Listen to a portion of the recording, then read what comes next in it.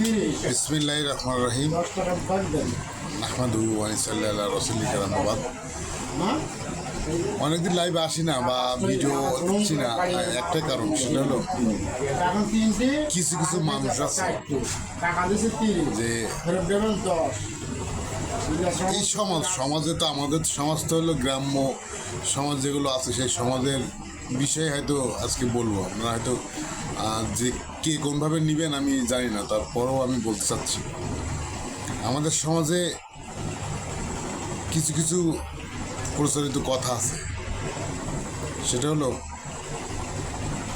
এই ছেলেটা লেখাপড়া করতেছে, ও পারবে না, লেখাপড়া হবে না, ও অমুকের ছেলে তো পারবে না। আবার লেখাপড়া হয়ে গেছে, মাস্টার্স কমপ্লিট হয়ে ডিগ্রি কমপ্লিট করে চাকরি নিছে, চাকরি করছে, বেতন পাবে।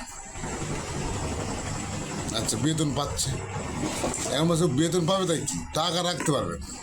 আচ্ছা, টাকা এখন রাখতেছে, তারপরেও বলবে কি টাকা পাচ্ছে, তাই কি দেখা যাবে হয়তো নুন দিয়ে পান্তা পড়বে। এই হলো আমাদের মেন্টালিটি। ম্যাক্সিমাম মানুষ, এই সমাজের ম্যাক্সিমাম মানুষ কারোর ভালো কেউ দেখতে পারে না। ওই নচিকেতার একটা গান আমার মনে পড়ে, হয়তো আপনারা আমাকে কে কি বলবেন আমি জানি না, তারপর আমার বলতে হচ্ছে।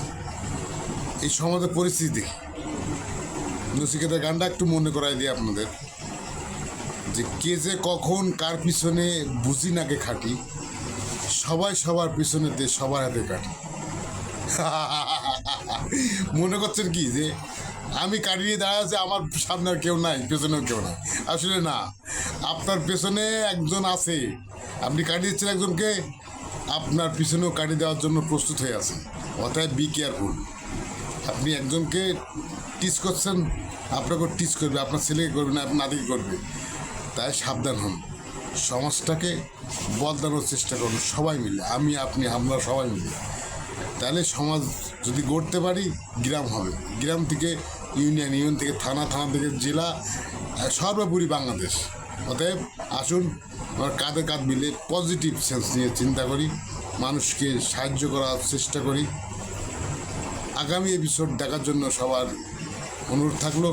প্রত্যেক পর্বে আমি এক একটা ধারাবাহিকভাবে দেখাবো আপনাদের জন্য। সে পর্যন্ত সবাই ভালো থাকুন, সুস্থ থাকুন। আসসালামু আলাইকুম রহমতুল্লাহ।